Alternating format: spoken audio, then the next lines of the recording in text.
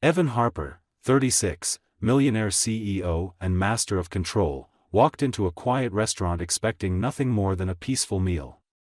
But before his order even arrived, a 9-year-old girl with ice-blue eyes and a storm in her voice stood at his table and said, "You left my mom before I was born." He didn't know her name. He didn't know her story.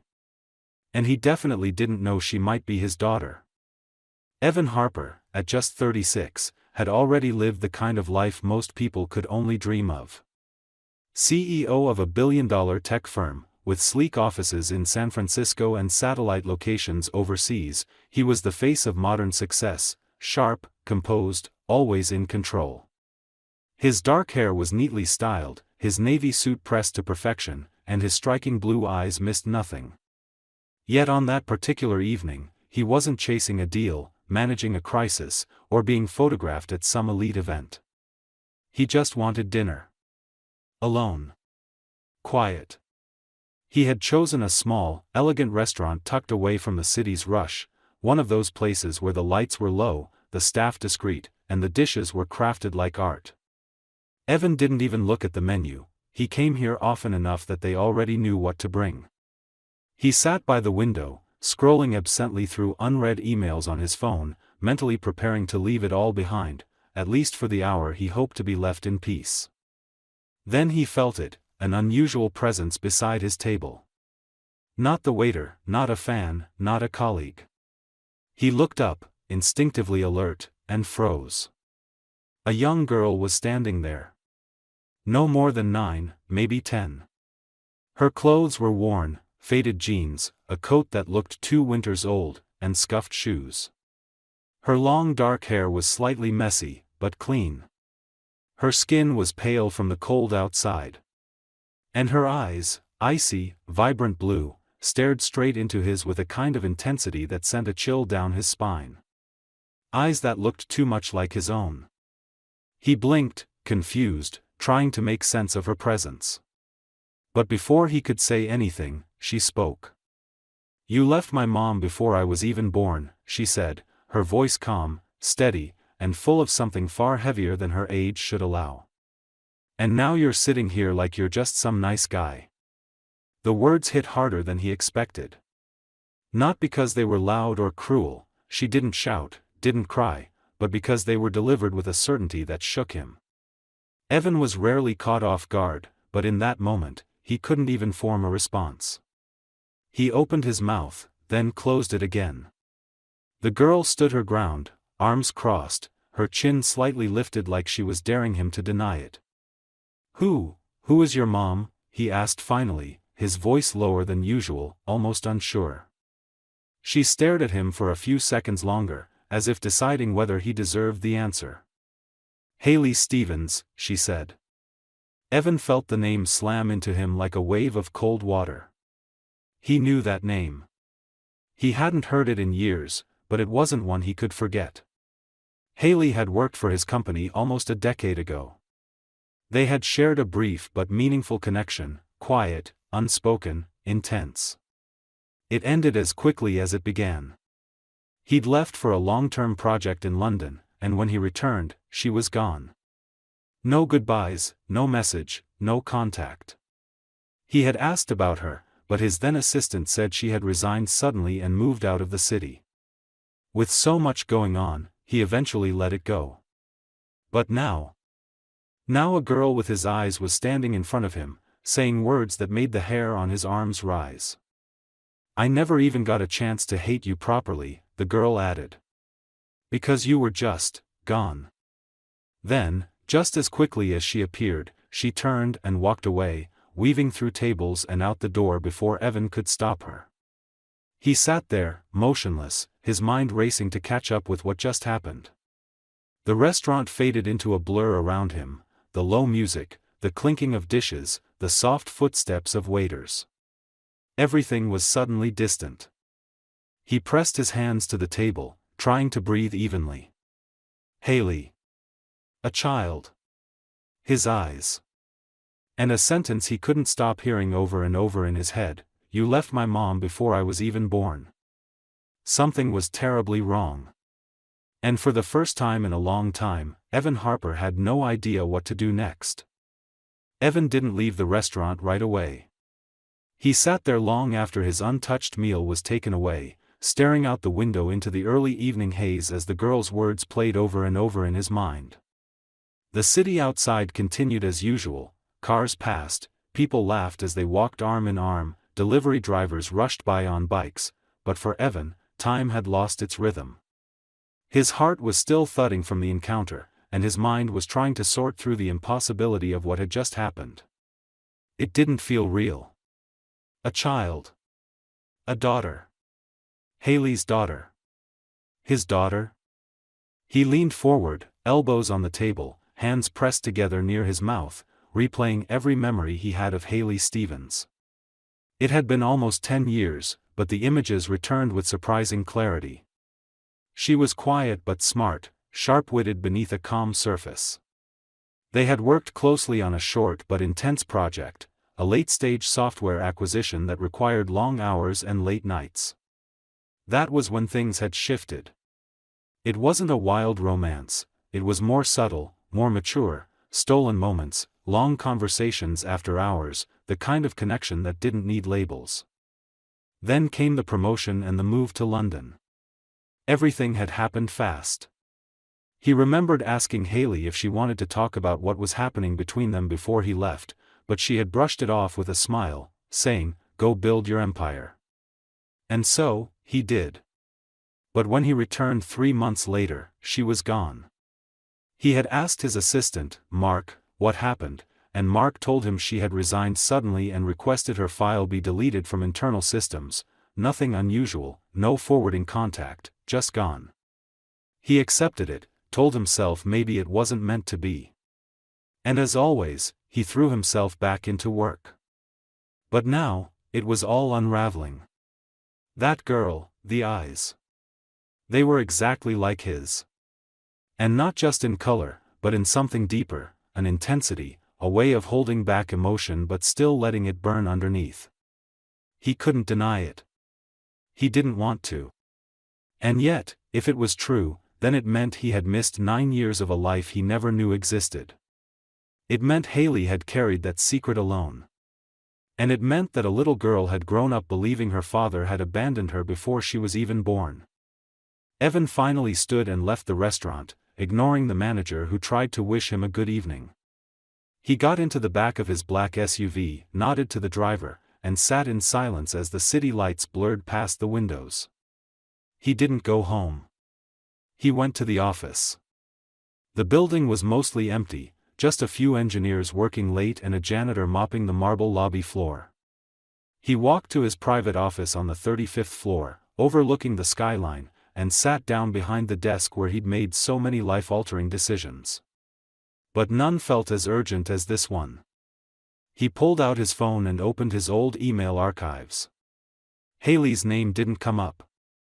No emails. Nothing in the employee system either. It had all been scrubbed, just as Mark had said. But something about that started to bother him. Why would she vanish without even a goodbye?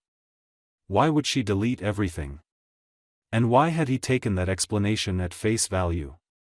He opened a search engine and typed in her name, Haley Stevens, California. It wasn't long before he found a result that matched, Haley M. Stevens, librarian at a public school in Oakland. He clicked the link. There was a staff photo. And there she was. She hadn't changed as much as he expected. A little older, maybe, and her eyes looked more tired, but it was her. The same expression, the same calm presence in her features. His stomach twisted. Below her name was a contact email. He copied it, stared at the address for a long moment, then closed the laptop. He needed more than an email. He needed the truth. Without hesitation, he reached out to a private investigator he had used before for business background checks. It was after midnight, but Evan didn't care. "I need everything you can find on a woman named Haley Stevens," he said. "I want to know where she lives, where she's worked, and if she has a daughter." He didn't say the words out loud, but they burned inside him. If she has my daughter. The investigator promised results within 48 hours. Evan ended the call and finally leaned back in his chair, staring up at the ceiling in the dark office. His empire had been built on logic, strategy, and power, but none of that helped him now. This wasn't a merger or an acquisition. This was something far more fragile and far more important. He had always believed he was in control of his story. But tonight, he had learned that someone else had written an entire chapter without him, and now, he had to decide what he was going to do with it. 2 days later, Evan sat in the back of his car again, his fingers tapping a steady rhythm against the leather seat as the city blurred by beyond the tinted windows. He hadn't slept well since that night. Everything inside him was restless, mind sharp but heart heavy, the way it gets when something you thought was settled suddenly breaks open. He had always believed in controlling outcomes, in solving problems with precision and speed. But this wasn't a problem. This was a life. A child. His child. And every hour that passed without knowing more felt like a weight pressing on his chest. The investigator delivered quickly. A full report had landed on Evan's desk that morning. Haley Stevens still lived in Oakland, just a few miles from the school where she worked as a librarian.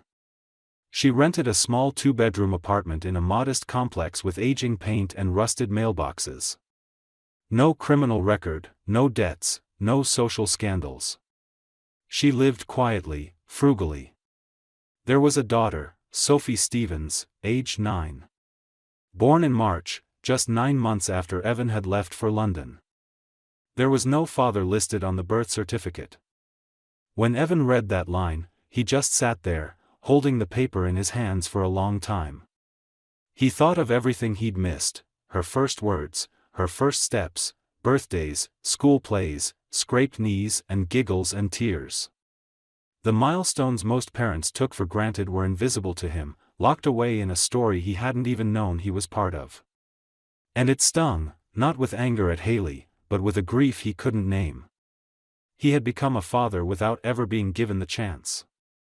But now he knew. And that changed everything. He arrived outside the school just after 3 p.m., just as students began to trickle out of the building, some laughing, some dragging backpacks twice their size. He didn't want to approach Sophie on school grounds, didn't want to cause a scene or frighten her. Instead, he waited in his car across the street, hands gripping the wheel although he wasn't the one driving. His heart beat too fast, and for the first time in years, he felt uncertain, not about what was right, but about whether he had the right to show up. Then he saw her. Sophie stepped out the front doors, clutching a spiral notebook and wearing a backpack nearly bigger than she was. Her long dark hair was tied in a loose braid that swung over one shoulder, and she looked around briefly before walking down the steps. It hit him like a blow. She was the same girl from the restaurant, but in daylight, surrounded by other children, he saw even more clearly how much she looked like him. The same sharp jawline, the same alert posture, the same eyes, bright blue and full of thought. His breath caught. She met someone on the sidewalk, a woman in a soft gray sweater and faded jeans. Haley.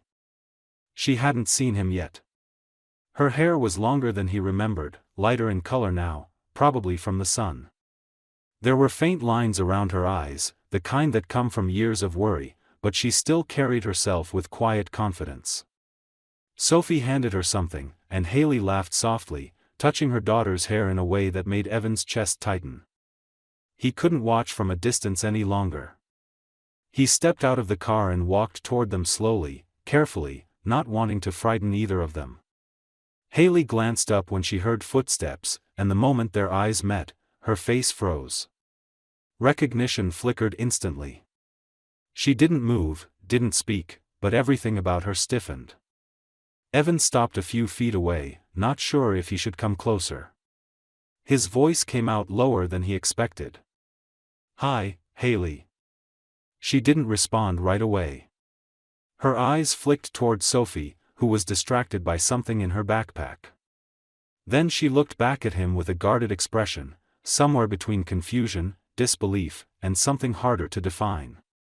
Hurt, maybe. Or fear. "What are you doing here?" she asked, keeping her voice even. "I need to talk to you," he said quietly. "Alone?" Haley looked down at Sophie again. "I need to get her home." "I understand," he said quickly. "Please. Just give me 5 minutes. After that, if you want me gone, I'll go."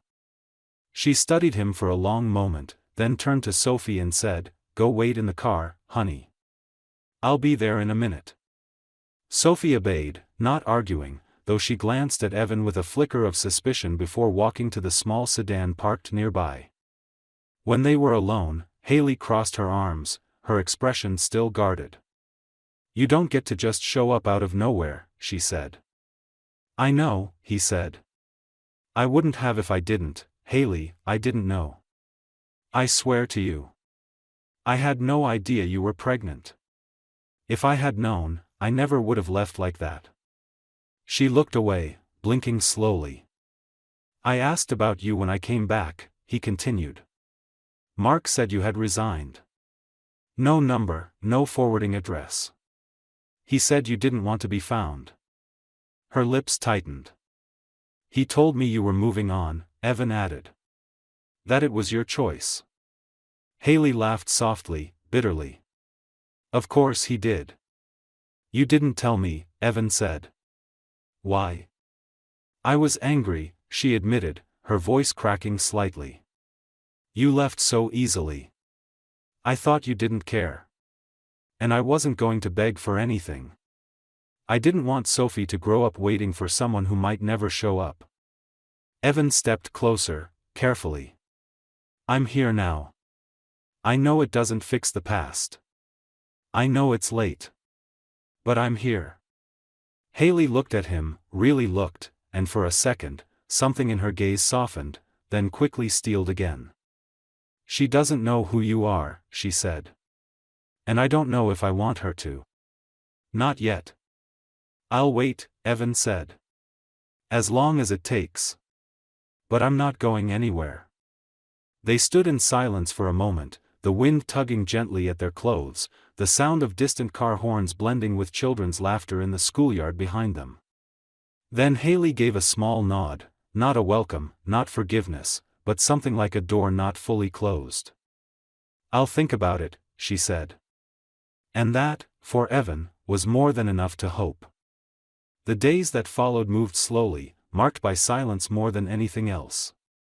Evan didn't call Haley again, and she didn't reach out to him either. There was a quiet tension in the space between them, a heavy pause filled with questions neither of them knew how to ask yet. Evan didn't want to force his way in. He knew that showing up uninvited wouldn't make things better, it would only reinforce everything Haley feared about his presence. So he waited, checking his phone more often than he cared to admit, rereading their brief conversation in his mind and analyzing every word, every look in her eyes. He didn't know what Sophie had been told after their meeting. She hadn't come storming into his life again like she had that first night at the restaurant, but he saw her once, by accident, while driving near her school. She was walking beside her mother, holding a book against her chest, her long braid swinging with each step. She looked like a normal kid. But Evan now understood that behind that small frame was a girl who'd spent her life believing she'd been abandoned. He couldn't change what she believed overnight. But maybe, with time, he could shift the truth enough to show her that her story wasn't finished yet. Then one afternoon, Haley sent him a message. It was short, direct. Just an address and a time, Saturday, 11 a.m. She didn't say what it was for or whether Sophie knew. Evan didn't need details. He cleared his schedule without hesitation and made sure he arrived 15 minutes early. He waited in his car across the street, not wanting to appear too eager, but the anticipation was making his chest feel tight. He hadn't been this nervous since his first investor pitch, and that one had involved $40 million. At exactly 11, he stepped out and walked up the short path to a modest brick duplex with a small yard in front. The grass was dry from the season, and a wind chime hanging by the porch door clinked softly in the breeze. Before he could knock, the door opened, and there was Haley, looking like she hadn't slept much. She nodded slightly and stepped aside to let him in. "She's in the living room," she said quietly. Evan stepped in, glancing around. The home was small but clean, filled with books, photographs, and the comforting clutter of real life: backpacks, crayons, dishes drying on a rack. It felt lived in a way his penthouse never had. He followed Haley down the hallway until they reached the living room, where Sophie sat cross-legged on the floor, drawing in a sketchpad. She didn't look up right away. Her hair was loose today, falling around her shoulders, and she wore a sweatshirt that looked a size too big, the sleeves bunched at her wrists. When she did glance up, her eyes locked onto Evan's with a guarded expression. Haley cleared her throat. "Sophie, this is Mr. Harper. He'd like to talk to you." Sophie didn't say anything. She just nodded once and set her pencil down. "I'll give you two some space," Haley said, then disappeared into the kitchen. Evan sat down on the edge of the couch, not too close, giving Sophie room. She pulled her knees up slightly, arms around them, and waited. "I'm not sure where to start," Evan said, his voice gentle. "Maybe with 'I'm sorry.'" She didn't respond. "I didn't know about you," he continued. "Not until just a few days ago. If I had, I would have been there. Every day. I would have wanted to know everything." Sophie tilted her head slightly, studying him. "You didn't look very shocked at the restaurant," she said finally. Evan gave a soft, almost sad laugh. "I was. You just caught me off guard. And I think I saw my own eyes looking back at me, and I couldn't process it fast enough." Sophie didn't smile, but her face shifted just slightly, her expression no longer sharp, but thoughtful. "Mom said you didn't leave because of me," she said. "She said you didn't know." "She's right," Evan said. "But that doesn't change the fact that you've had to live with that hurt. And I can't fix the past, no matter how much I want to. But I'm here now. And if you let me, I'd like to stay." There was a long pause. Sophie looked down at her hands, picking at her sleeve. "Why now?" she asked. "Why do you care all of a sudden?" "I think I always would have," Evan said honestly. "I just didn't get the chance. But now that I know you exist, nothing else feels more important." Sophie looked up at him again, her eyes unreadable. "What do you even know about kids?" she asked. "Almost nothing," Evan admitted, smiling softly. "But I'm a fast learner." This time, her mouth twitched, just barely. Not quite a smile, but close enough. Haley reappeared in the doorway a few minutes later, and Sophie stood up. "I'm gonna finish my drawing," she said, grabbing her sketchpad and disappearing down the hall. Haley looked at Evan, surprised. "That was more than I expected." "I'm not sure what just happened," he said, standing. "But I'll take it." "She doesn't trust easily," Haley said. "But she listened." "That's a start." Evan nodded. "Then I'll be back. If that's okay." Haley hesitated, then said, "Come by next Saturday. Same time." And for the first time in days, something loosened in Evan's chest. It wasn't a second chance, not yet, but it was the first real step toward one. The following Saturday arrived with heavy clouds stretching low over the city, hinting at rain but never delivering. Evan had barely slept the night before, his thoughts returning again and again to the brief conversation with Sophie. Every word she had said lingered in his head, not because they were sharp, but because they were honest in a way that only children seemed capable of. Her question, "Why now?" had echoed louder than anything else. He had answered it with as much truth as he had, but he knew he'd have to keep answering it with his actions if he wanted her to believe him. He pulled up in front of the same small duplex just before 11. This time, he didn't hesitate before knocking. Haley opened the door, wearing a soft gray sweater and jeans, her hair tied loosely at the back. There was a gentleness in her eyes this time, but also caution. She stepped aside without saying much, and he entered the house, now more familiar but still foreign to him in all the ways that mattered.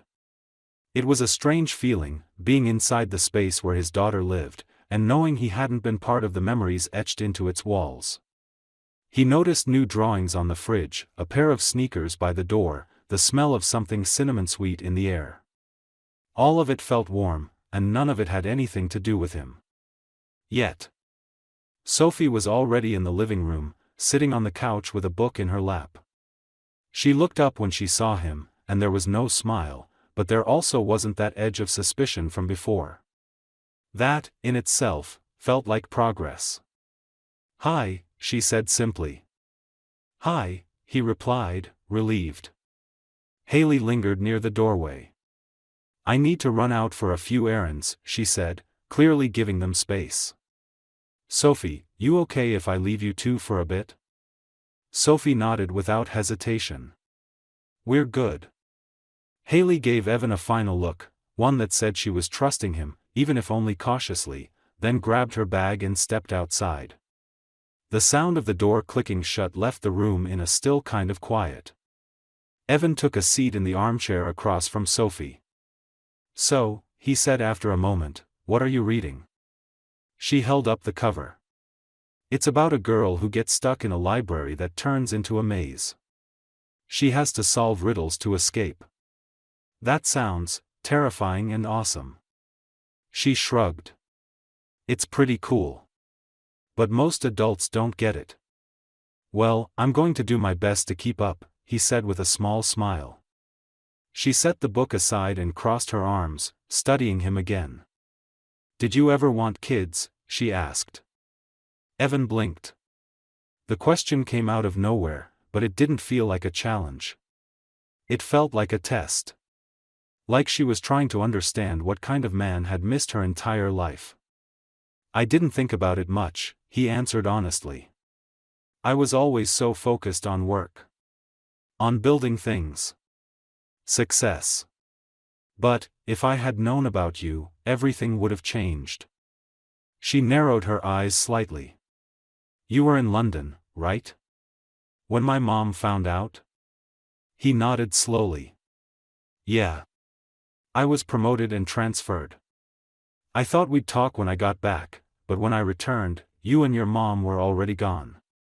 I tried to find her. My assistant told me she didn't want to be contacted." Sophie frowned. Why would he say that if it wasn't true? Evan let out a breath. "Because some people think they know what's best for others. Or maybe he just wanted to protect me from something complicated." "Like me?" she asked quietly. His heart clenched. "No. Never you," he said. "You were never the problem. You were the part one didn't get the chance to know. And I want to now. If you'll let me." She didn't say anything for a while. Instead, she reached for a small sketchbook on the coffee table and flipped it open. Inside were pencil drawings, some rough, some surprisingly detailed for her age. There were animals, trees, buildings, but mostly people. Faces. One of them, he realized with a jolt, looked like him. "You drew this?" he asked. She nodded. "Is that me?" "From the restaurant," she said. "I remembered your face." Evan swallowed hard. She had drawn him before she had ever heard his side of the story. Before she had heard a single apology. And still, she had captured him in a way that felt eerily accurate. There was a sharpness in the eyes, but also a kind of loneliness.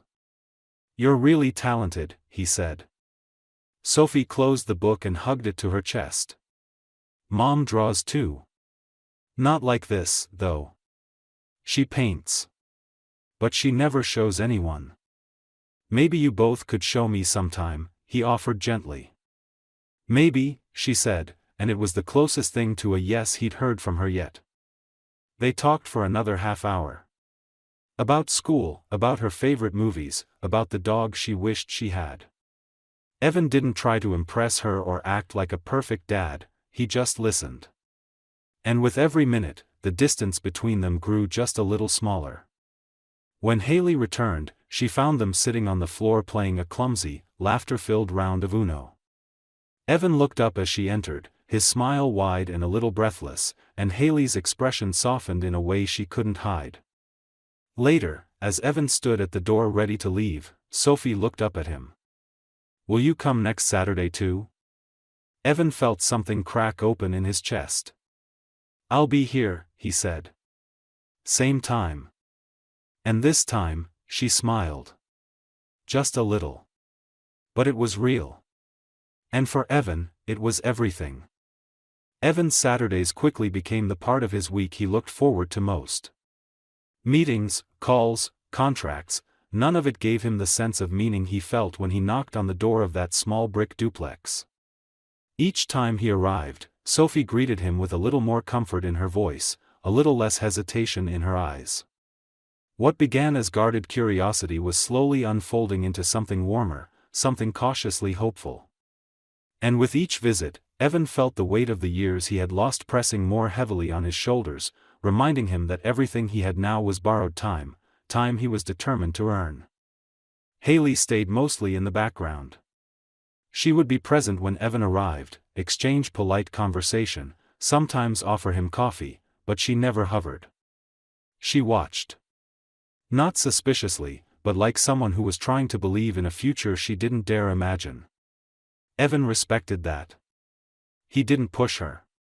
He knew that healing would come differently for her than it would for Sophie.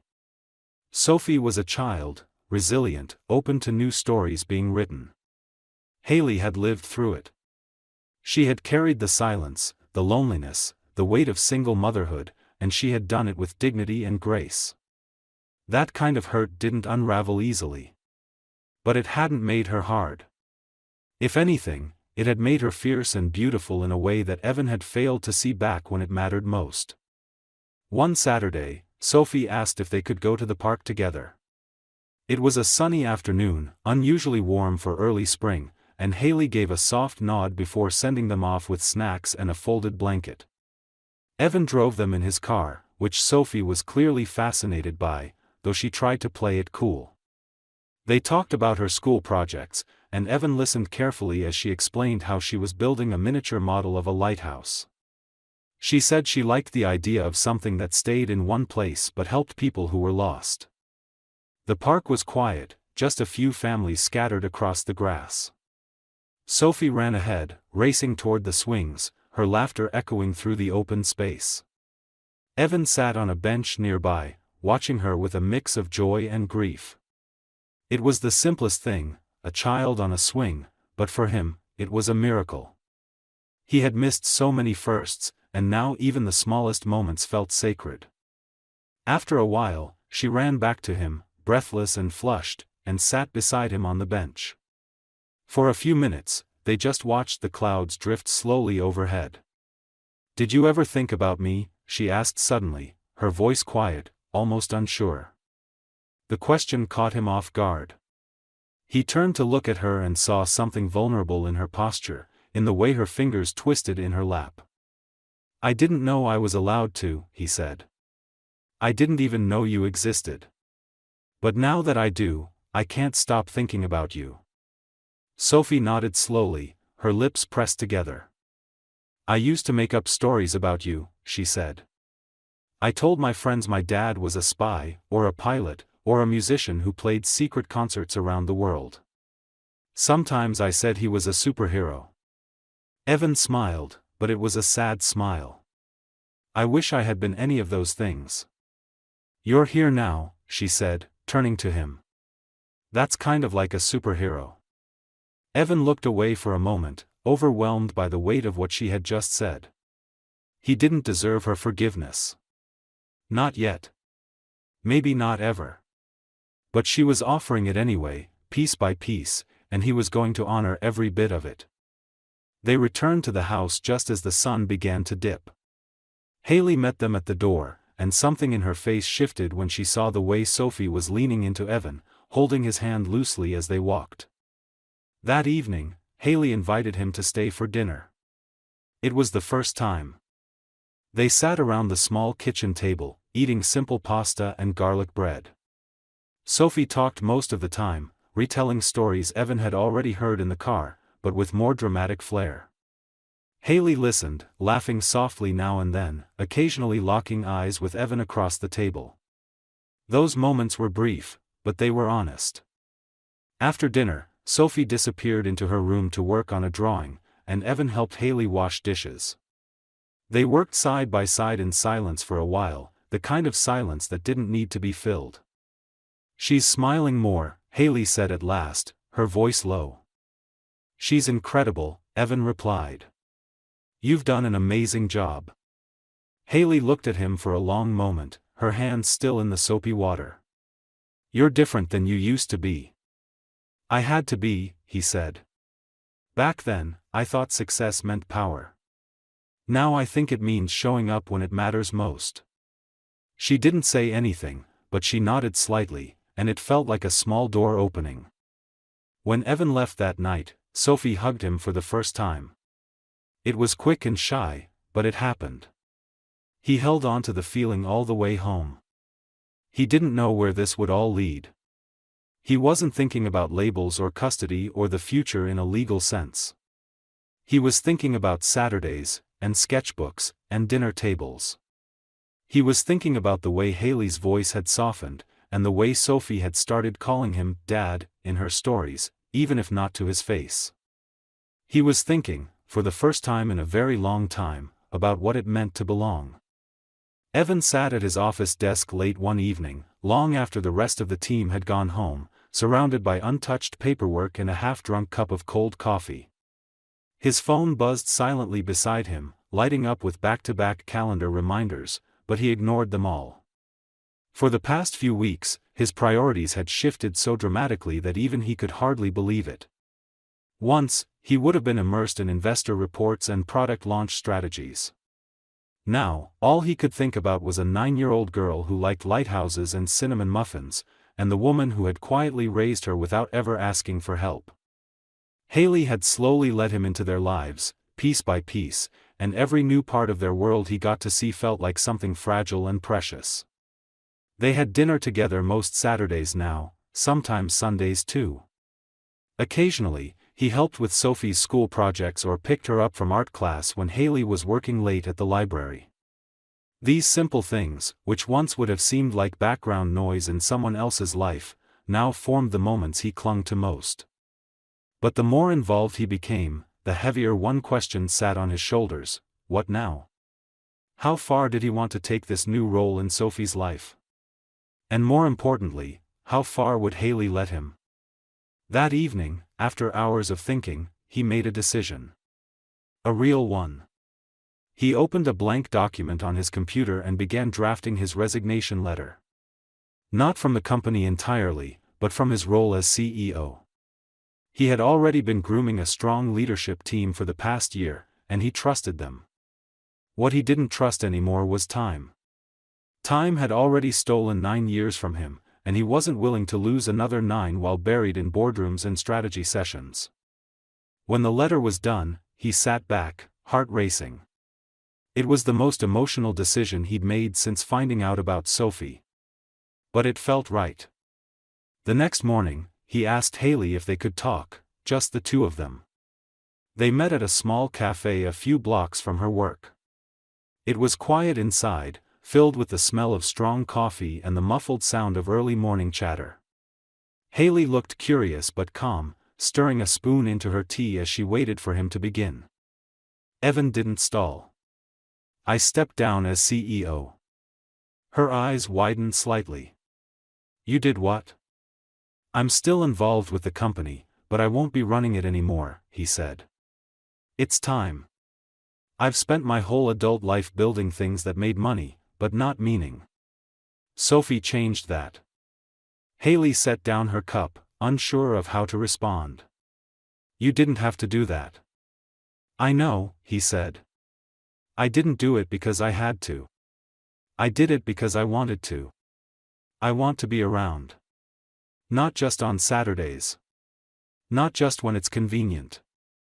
I want to be a real part of her life. She studied him carefully. And what if she changes her mind? What if one day she gets angry and pushes you away? Then I'll stay anyway, he said without hesitation. Even when it's hard. Especially then. Haley leaned back in her seat, letting out a quiet breath.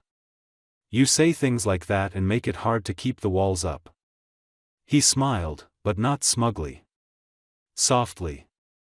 Gratefully. I don't expect you to tear them down overnight, he said. I know I've got a lot to make up for. But I'm in this. For real. And not just for her, but for you too. That last part hung in the air between them, heavy with unspoken memories and feelings they hadn't dared to name yet. Haley looked down, fingers tracing the edge of her cup, then met his eyes. Then I guess I have to start believing that maybe you're really staying. I'm not going anywhere, he said. Not this time. Later that week, Sophie caught on that something had changed. He was picking her up from school more often, showing up with less urgency and more presence. She asked him point blank one afternoon, "Why are you here so much now?" "Because I want to be," he said. She narrowed her eyes. Don't grown-ups always say they're too busy? They do, Evan admitted. But I quit being that kind of grown-up. Sophie seemed to consider that. Then she asked, "So, does that mean you're really my dad now?" He felt the weight of the question. Not just its simplicity, but the hope tucked quietly behind it. "I always was," he said. "I just didn't get to be there. But I'm here now. And if you'll have me, I'd like to be your dad in every way I can." She looked away, pretending to be unimpressed, but her voice was small and full of meaning when she replied, "Okay. But you have to learn how to braid hair." He laughed. Deal. That night, at Haley's house, they all had dinner together. Sophie set the table without being asked. Haley let Evan help cook. It wasn't fancy, just grilled cheese and tomato soup, but it felt like a family meal, the kind you remember even when you forget what day it was. Afterward, as they sat on the couch watching a movie, Sophie dozed off between them, her head resting on Evan's shoulder. Haley looked over at him, her eyes soft, her defenses a little lower than usual. "You're really doing it," she said. "You're becoming her safe place." "I want to be yours too," Evan replied. Haley didn't answer immediately, but she didn't pull away either. And in the quiet hum of the television, with the soft weight of their daughter sleeping between them, it felt like the beginning of something they might all learn to call home. The wedding was small, quiet, and nothing like the extravagant ceremonies Evan had once attended during his high-profile years. There was no press release, no designer guest list, and not a single camera crew. It took place in the backyard of the house Haley and Sophie now shared with Evan, a modest space filled with fairy lights strung through the branches of the old oak tree, folding chairs borrowed from neighbors, and a picnic-style dinner prepared by friends and family who had watched this story slowly bloom into something real. Sophie was the first to walk down the makeshift aisle. She wore a simple white dress with embroidered flowers along the hem and a crown of fresh daisies in her long brown hair. She took her role as flower girl very seriously, dropping petals one by one as she walked with deliberate steps and the practiced poise of someone who had waited her whole life for this moment. She had helped design her mother's bouquet and had even written a short note for Evan, which she folded into a tiny heart and slipped into his coat pocket just before the ceremony began. He didn't read it right away, but he felt its presence there, like an anchor pressed close to his heart. Haley appeared next. Her dress wasn't traditional, it was soft blue, flowing just above her ankles, with lace across the shoulders and a ribbon at the waist that Sophie had helped her tie. Her hair was swept back with a few loose strands framing her face, and her eyes were calm but shining. Evan watched her approach with a kind of reverence he hadn't known he was capable of. She wasn't just the woman he had loved once. She was the woman who had carried their child, weathered storms alone, built a life out of quiet strength, and still found space in her heart to let him back in. She was everything he hadn't known how to appreciate back then, and everything he never wanted to live without again. They stood beneath the oak tree where a local judge, a friend of Haley's from the library, read the vows with simplicity and grace. Evan didn't bring a long speech. Instead, he took her hands and said only what mattered. "I spent years building things, companies, deals, futures I thought I wanted. But I never built anything that truly mattered until I found my way back to you. And Sophie, you gave me the only life I ever want to live." Haley's voice trembled only once as she answered. "You showed up when it mattered. And you stayed. That's what makes you the man I want beside me, not the money, not the success, but the way you love the life we've created." When they kissed, it was quiet and tender, met with soft applause and the sounds of wind through the trees. Sophie was the first to reach them, wrapping her arms around their waists in a fierce hug that left both of them laughing through tears. The evening passed in a warm, slow rhythm. Guests ate at wooden tables under strings of lights, sipping lemonade and wine, telling stories of how Haley and Evan had found their way back to each other. Sophie danced barefoot in the grass with her friends, occasionally glancing back to her parents with a look that was unmistakably proud. Later, Evan stepped away from the crowd for a moment, reaching into his coat pocket to find the tiny folded heart Sophie had given him. He opened it carefully. In her slightly uneven handwriting, it said, "Asterisk, you're the dad I hoped for when I didn't know I had one. I'm glad you're mine now. Asterisk." He closed his eyes and let that sentence settle into the deepest part of him. It was more than he'd ever thought he deserved. And yet, here it was. As the night deepened, and the lights twinkled softly around them, Evan held Haley close, Sophie curled up between them on a blanket laid across the grass. The three of them lay under the stars, quiet, content, and whole. No one said it aloud, but they all felt it. This wasn't just a happy ending. It was a beginning. And it was theirs. This story is a quiet, emotional reminder that real redemption doesn't come from grand gestures, it comes from showing up, consistently, even when it's uncomfortable or late. Evan didn't earn forgiveness through wealth or charm, he earned it by choosing to stay, day after day, and proving that love is less about where you've been and more about where you're willing to go. Haley's strength was never in shutting people out, but in knowing when to let them back in. And Sophie, with her fierce honesty and fragile hope, was the heart that pulled it all together. The ending isn't about perfection. It's about healing. About a man who rebuilt a life not with power, but with presence. About a woman who risked her heart again. About a girl who finally stopped wondering and started believing. It's not a fairy tale, it's something more meaningful. A real, earned kind of happiness. And sometimes, that's the most beautiful ending of all.